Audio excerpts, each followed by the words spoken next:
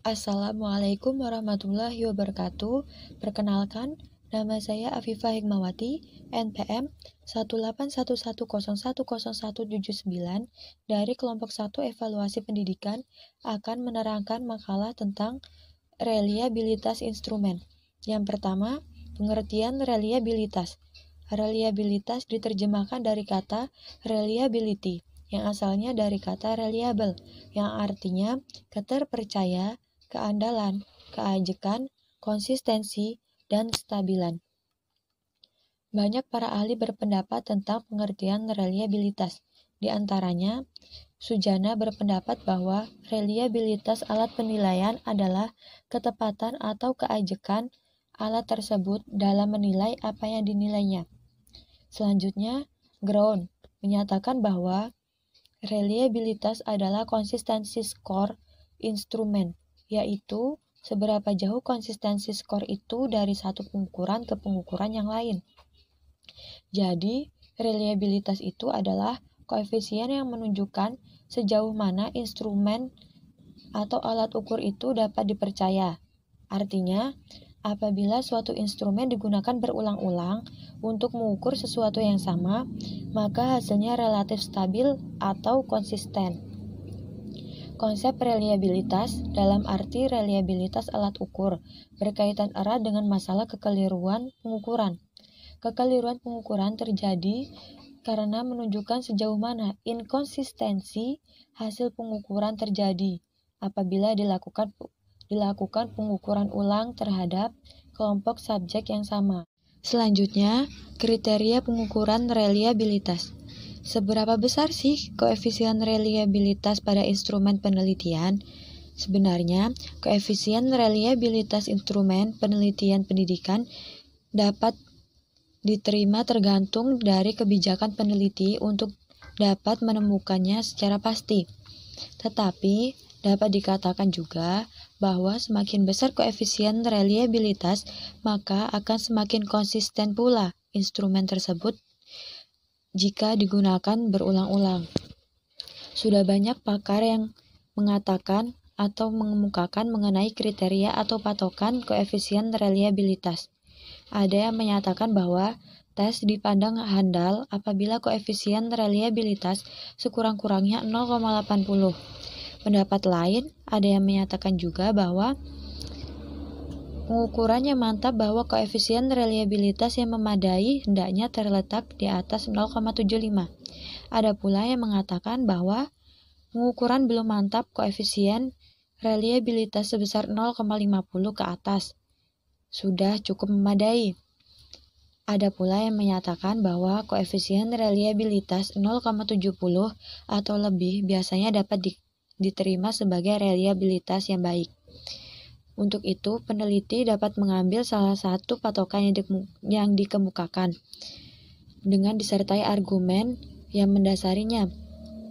Maka dari itu, kita dapat menyimpulkan bahwa penggunaan tabel korelasi sebagai patokan untuk menerima reliabilitas yang masih digunakan sebagian peneliti saat ini tentunya sesuatu yang salah, karena koefisien reliabilitas pada hakikatnya berhubungan dengan konsistensi instrumen penelitian, bukan jumlah sampel. Yang selanjutnya, faktor yang mempengaruhi tinggi rendahnya reliabilitas.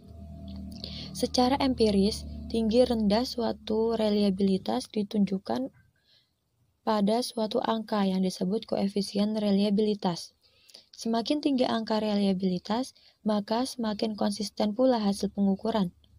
Reliabilitas yang rendah dapat terjadi karena inkonsistensi pengamat atau peneliti, ketidakstabilan atribut dari subjek yang diukur, dan situasi pengukuran yang tidak mendukung. Faktor yang mempengaruhi reliabilitas itu sendiri diantaranya, yang pertama, panjang tes. Karena semakin banyak dan semakin panjang tes, maka semakin banyak pula jumlah reliabilitasnya. Yang kedua, penyebaran skor. Yang ketiga, homogenitas item. Makin homogen item soal, maka reliabilitas pula. Jangan sampai di dalam tujuan soal tidak berhubungan. Yang keempat, tingkat kesulitan butir soal. Tes yang terlalu mudah atau terlalu sulit akan cenderung menghasilkan skor reliabilitas rendah. Yang kelima, objektivitas. Derajat di mana siswa dengan kompetensi sama mencapai hasil yang sama dan mengacu pada sejauh mana jumlah skor komponen memperoleh hasil yang sama.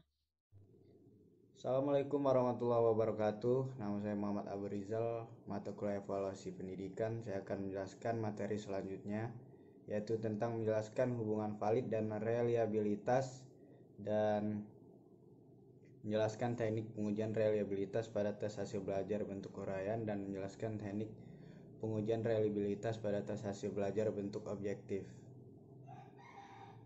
Yang pertama yaitu menjelaskan hubungan valid dan reliabilitas. Terdapat hubungan antara validitas dan reliabilitas suatu alat tes. Suatu tes yang reliable atau handal adalah suatu tes yang hasil pengukurannya dalam suatu atau berbagai pengukuran menunjukkan hasil yang konsisten atau hasil yang tepat dan teliti.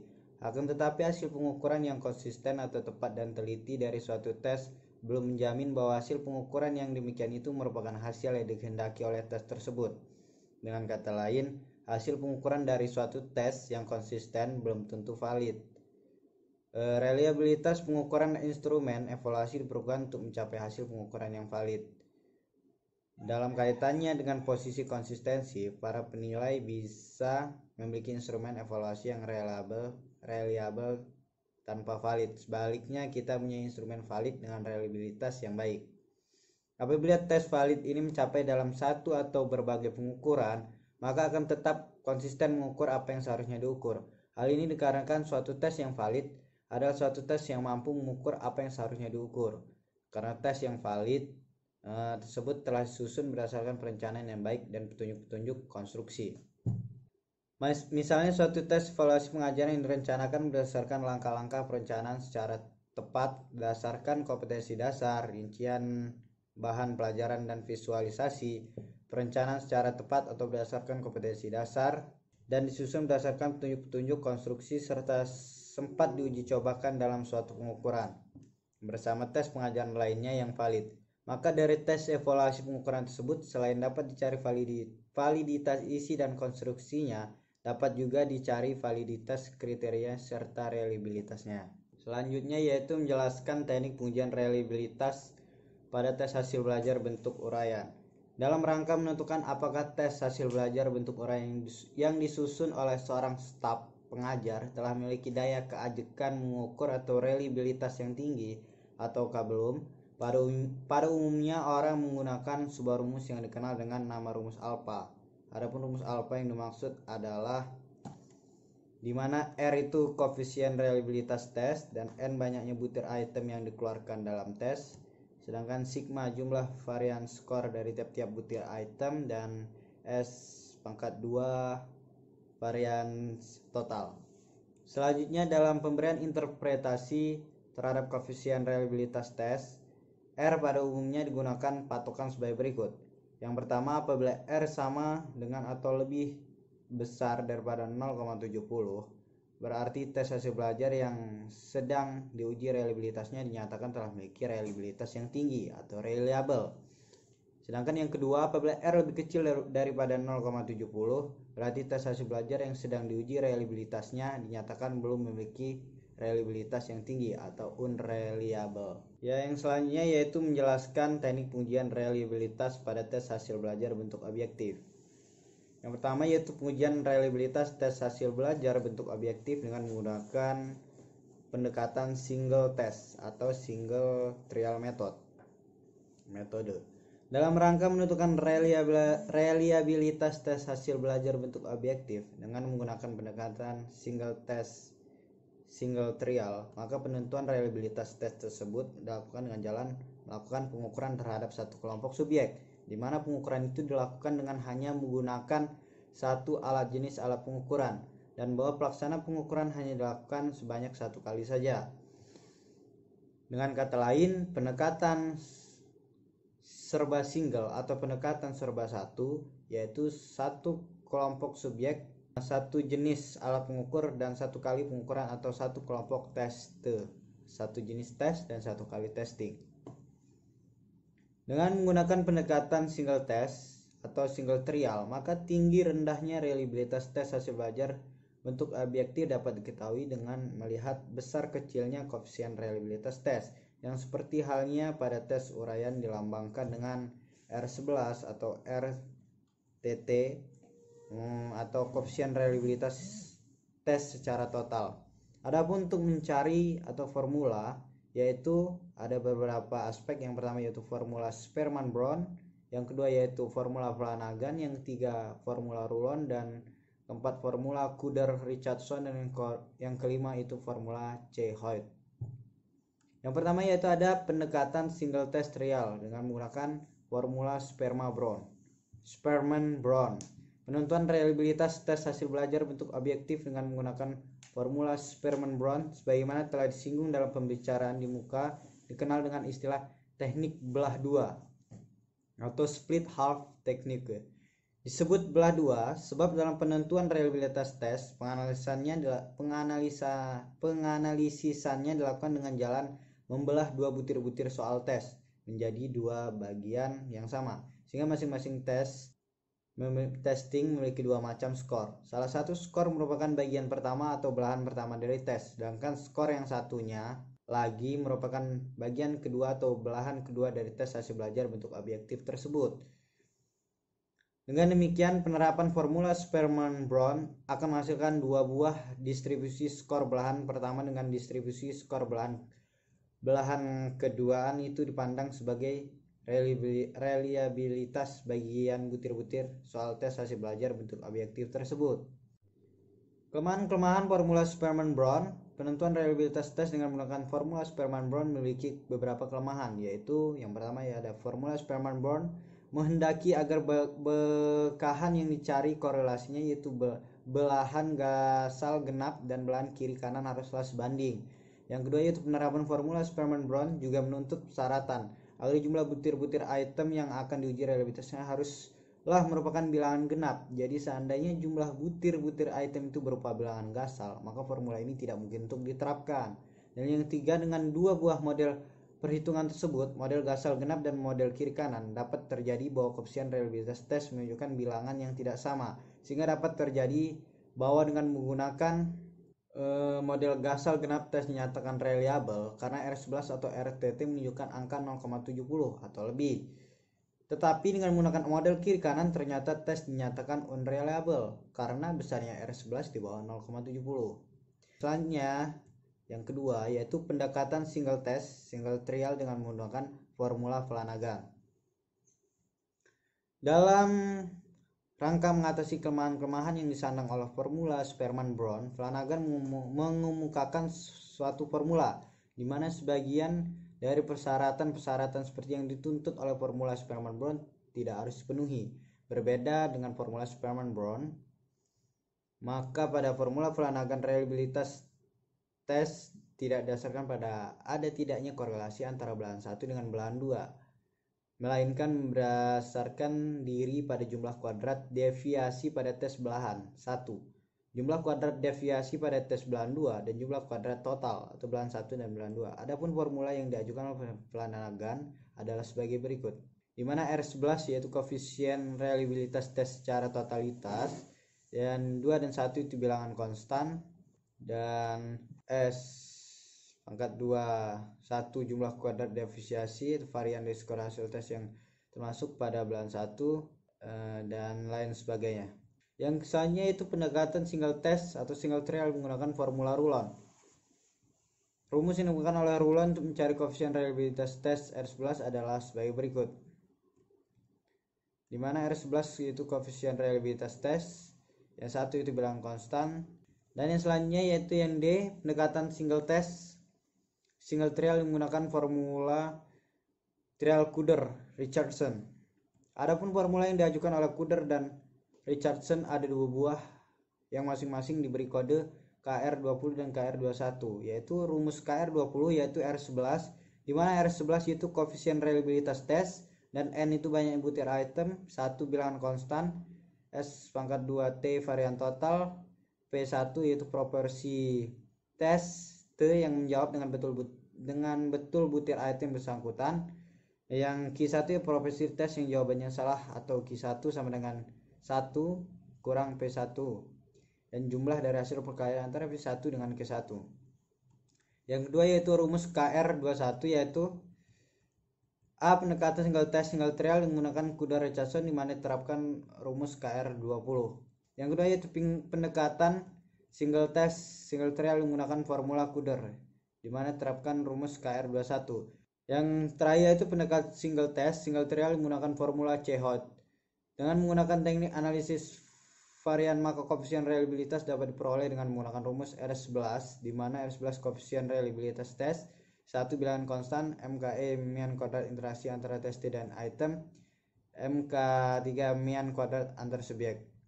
Adapun langkah-langkah yang perlu kita tempuh ada sebagai berikut. Langkah 1, kita siapkan tabel penyebaran skor-skor jawaban soal tes hasil belajar bidang studi usul fikih seperti disajikan pada tabel. Tiap butir-butir item kita jumlah butir-butir soal jawaban betulnya. Demikian pula kita jumlahkan skor-skor yang dimiliki tiap individu tes. Lalu kita jumlahkan sehingga diperoleh.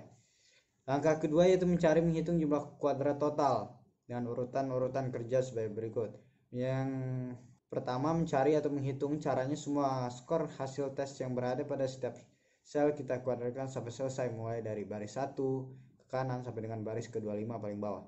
Yang B, mencari menghitung jumlah kuadrat total dengan menggunakan rumus JK-TOT. Apabila perhitungan-perhitungan di atas tadi kita ringkas menjadi tabel ringkasan analisis varian, maka keadaannya sebagai berikut. Pengujian reliabilitas tes hasil belajar bentuk objektif menggunakan pendekatan alternate form, double test, double trial. Berbeda dengan pendekatan tes retest, maka dalam rangka mengetahui apakah hasil hasil belajar telah memiliki reliabilitas yang tinggi atau belum, dipergunakan dua buah tes yang diberikan kepada sekelompok subjek tanpa adanya tenggang waktu, dilakukan secara berbarengan dengan ketentuan bahwa kedua tes tersebut harus sejenis, dalam arti sekalipun butir-butir itemnya tidak sama, namun hendaknya butir-butir item itu mengukur hal yang sama, baik dari segi isinya, proses mentalnya diukur, derajat kesukaran maupun jumlah butir itemnya. Penentuan reliabilitas tes yang menggunakan pendekatan alternate form ini sering dikenal dengan istilah pendekatan bentuk paralel. Pendekatan jenis ketiga ini dipandang lebih baik ketimbang dua jenis pendekatan yang telah dikemukakan terdahulu, dengan alasan bahwa A. Karena butir-butir item dibuat sejenis tetapi tidak sama, maka tes hasil belajar yang akan diuji reliabilitasnya itu dapat terhindar dari kemungkinan timbulnya pengaruh yang datang dari teste, yaitu pengaruh berupa latihan atau menghafal. Yang B yaitu karena kedua tes itu dilaksanakan secara berbareng atau paralel, maka dapat dihindarkan timbulnya perbedaan situasi dan kondisi yang diperkirakan akan dapat mempengaruhi penyelenggaraan tes, baik yang bersifat sosial maupun yang bersifat alami. Hanya saja, untuk mengubah tes bentuk paralel seperti dikemukakan di atas bukanlah pekerjaan yang mudah. Hanya staf pengajar yang telah memiliki bekal pengalaman mengajar yang cukup lama dan memiliki bekal kemanapun dalam merancang tes sajalah yang akan mampu mewujudkannya. Yang keempat yaitu metode tes ulang. Metode ini digunakan untuk menghindari penyusunan dua seri tes. Dalam menggunakan metode ini pengetes hanya memiliki satu seri tes, tetapi dicobakan dua kali. Oleh karena itu, metode tes ulang disebut juga dengan single test double trial method. Kemudian hasil kedua tes itu disebut dihitung korelasinya. Untuk tes yang banyak mengungkap pengetahuan atau ingatan dan pemahaman, cara ini kurang mengena karena tercoba siswa masih ingat akan butir-butir soalnya. Oleh karena itu, tenggang waktu antara pemberian tes pertama dengan kedua menjadi permasalahan sendiri. Jika tenggang waktu yang terlalu sempit, siswa masih banyak ingat materi. Jika tenggang waktu yang terlalu lama, siswa barangkali sudah mempelajari sesuatu dan faktor-faktor atau kondisi tes sudah akan berbeda. Faktor-faktor ini tentu akan berpengaruh pula terhadap reliabilitas. Pada umumnya hasil tes kedua cenderung lebih baik daripada hasil tes pertama. Hal ini tidak mengapa, yang penting adalah adanya kesejajaran hasil atau ketetapan hasil yang ditunjukkan oleh koefisien korelasi yang tinggi. Sekiranya segitu, itu saja yang bisa saya sampaikan. Akan dilanjutkan teman saya. Untuk selanjutnya, kita dapat menentukan total nilai yang didapat dari siswa. Yang pertama, untuk siswa pertama, yaitu kita dapat menggunakan rumus sama dengan sum buka kurung B3 titik 2 F3 tutup kurung. Nah, di sini kita dapat mengetahui total nilai yang didapat oleh siswa pertama. Untuk mengetahui siswa kedua, ketiga, dan seterusnya, kita hanya dapat mengklik bagian kanan kolom, lalu kita tarik ke bawah hingga siswa ke-10. Nah, di sini kita telah mengetahui total nilai yang dihasilkan oleh 10 siswa tersebut. Baik, di video ini saya memberikan langkah-langkah untuk mencari reliabilitas soal uraian dengan rumus Cronbach Alpha menggunakan Microsoft Excel. Nah, di sini kita mempunyai data hasil tes bentuk uraian dari 10 orang siswa dengan jumlah butir soal sebanyak 5 buah. Adapun penyajian dalam Microsoft Excel-nya sebagai berikut ya. Untuk selanjutnya, kita dapat menentukan total nilai yang didapat dari siswa. Yang pertama, untuk siswa pertama, yaitu kita dapat menggunakan rumus sama dengan sum buka kurung B3 titik 2 F3 tutup kurung. Nah, di sini kita dapat mengetahui total nilai yang didapat oleh siswa pertama. Untuk mengetahui siswa kedua, ketiga, dan seterusnya, kita hanya dapat mengklik bagian kanan kolom, lalu kita tarik ke bawah hingga siswa ke-10. Nah, di sini kita telah mengetahui total nilai yang dihasilkan oleh 10 siswa tersebut. Selanjutnya, kita akan mengkuadratkan total nilai siswa. Untuk siswa pertama, totalnya adalah 19. Maka 19 ini akan kita kuadratkan, yakni dengan rumus sama dengan G3 akar 2. Enter. Nah, di sini kita telah mengetahui total nilai kuadrat dari siswa pertama. Untuk siswa kedua, ketiga, dan seterusnya, kita dapat melakukan mengklik bagian kanan bawah kolom, lalu kita tarik ke bawah seperti tadi. Nah, di sini kita telah tahu total kuadrat nilai siswa dari 10 siswa ya.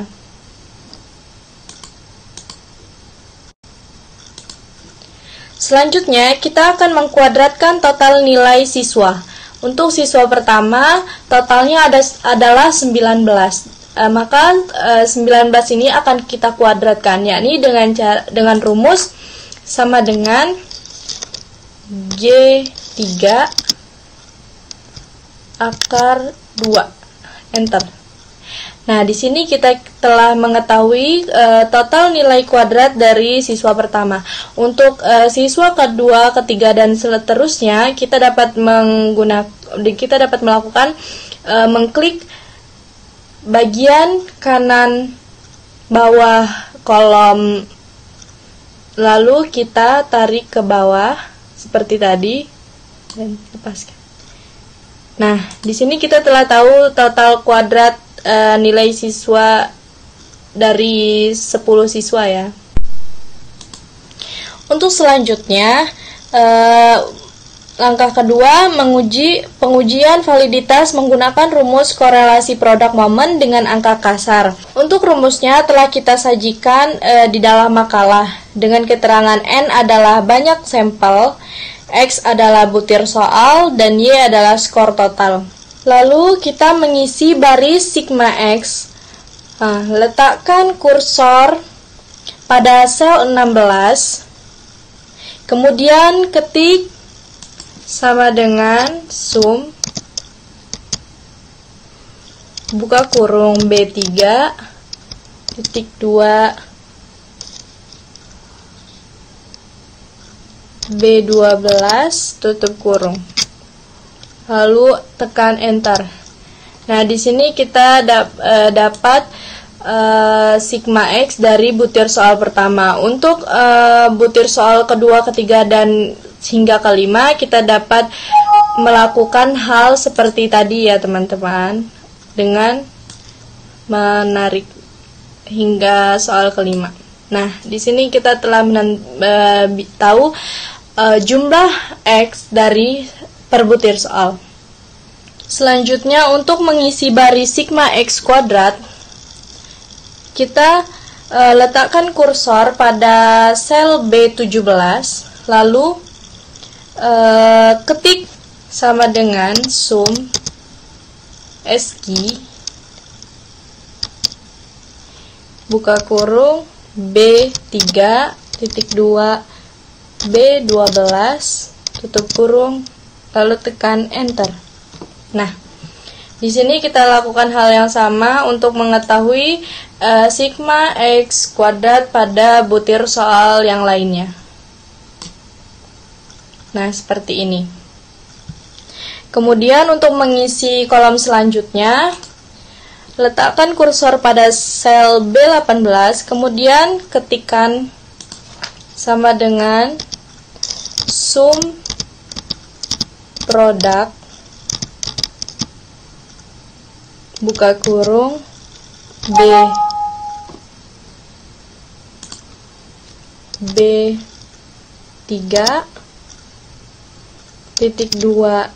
B12 titik koma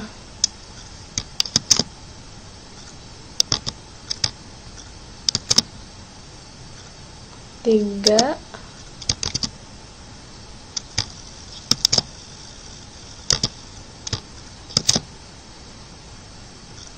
12 tutup kurung, lalu enter.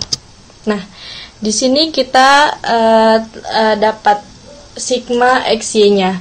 Kemudian untuk mencari butir soal selanjutnya kita lakukan hal yang sama. Nah, kita telah dapat sigma XY dari masing-masing butir soal tersebut. Kemudian untuk menghitung kolom selanjutnya yakni RXY, kita dapat meletakkan kursor pada sel B20, lalu mengetik sama dengan buka kurung 10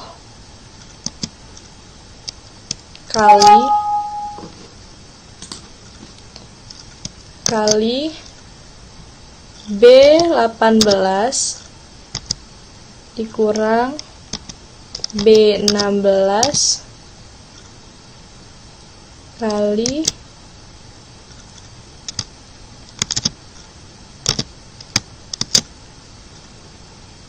(13) tutup kurung garis miring SQRT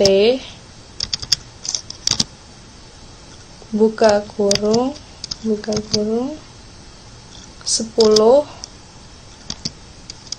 kali B17 kurang B16 akar 2 tutup kurung dikali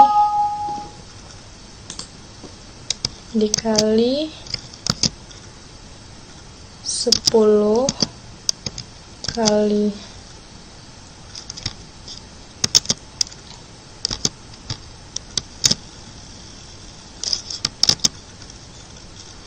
dikurang 13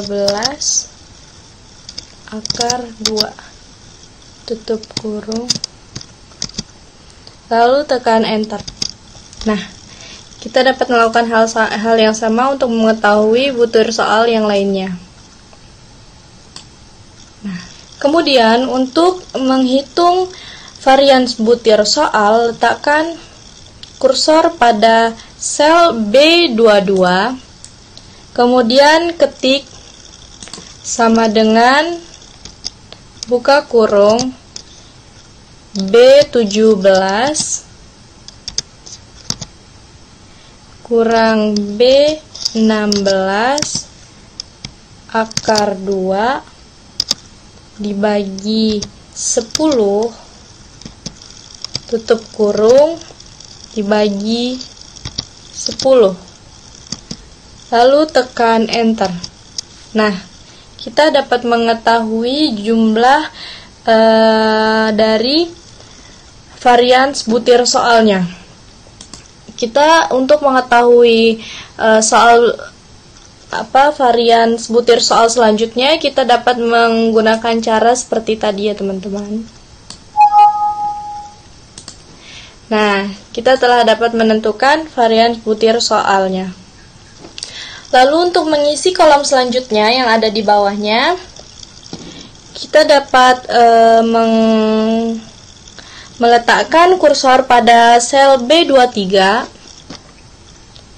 kemudian ketik sama dengan sum buka kurung B22.2 F22 tutup kurung tekan enter. Nah, kemudian selanjutnya untuk menghitung varians nilai total, letakkan kursor pada sel B24, kemudian ketik sama dengan buka kurung H13 dikurang G13 akar 2 dibagi 10 tutup kurung dibagi 10.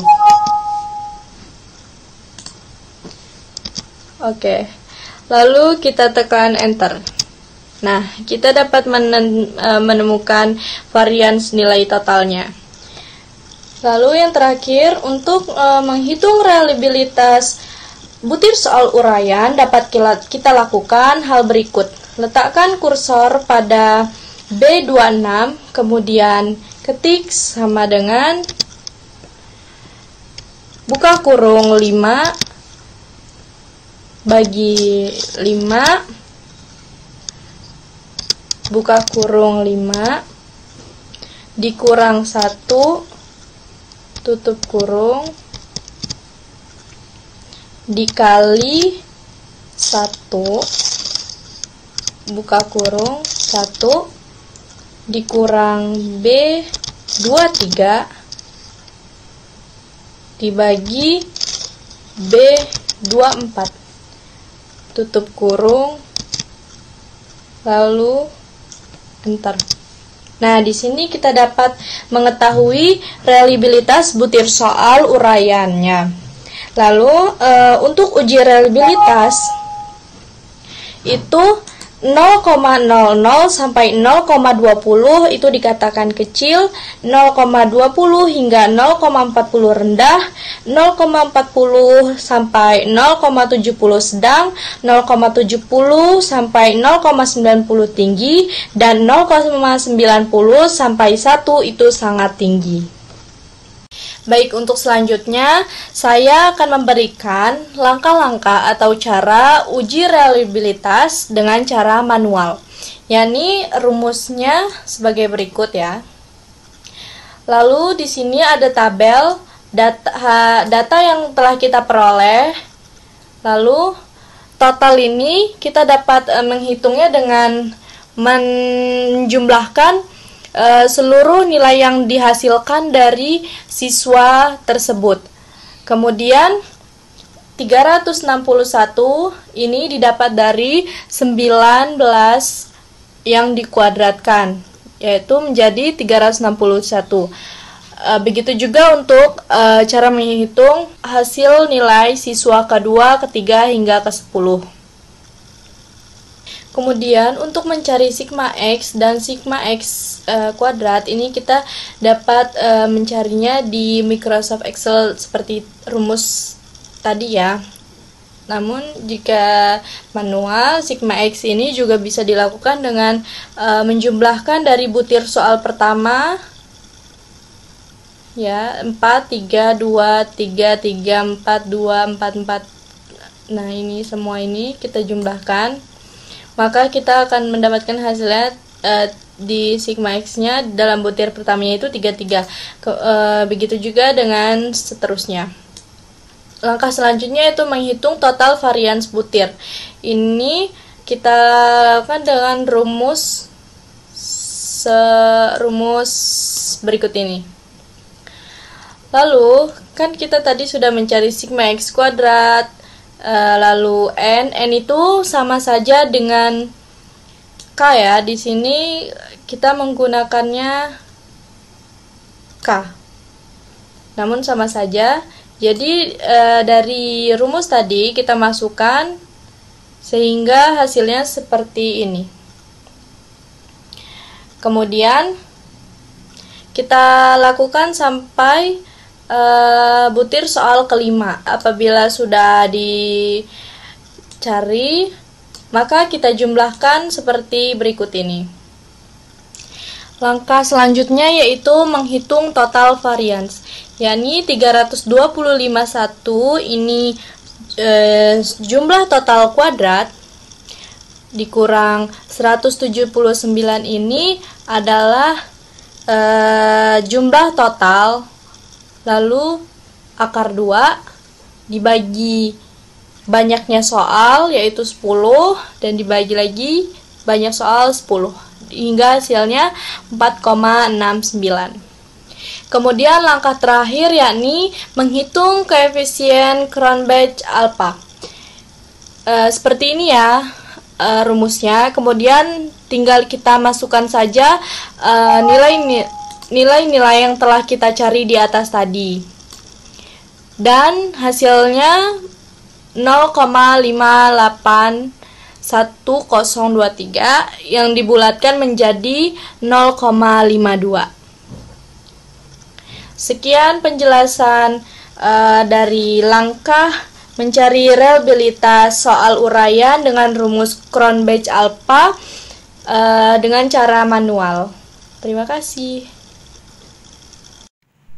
Assalamualaikum warahmatullahi wabarakatuh.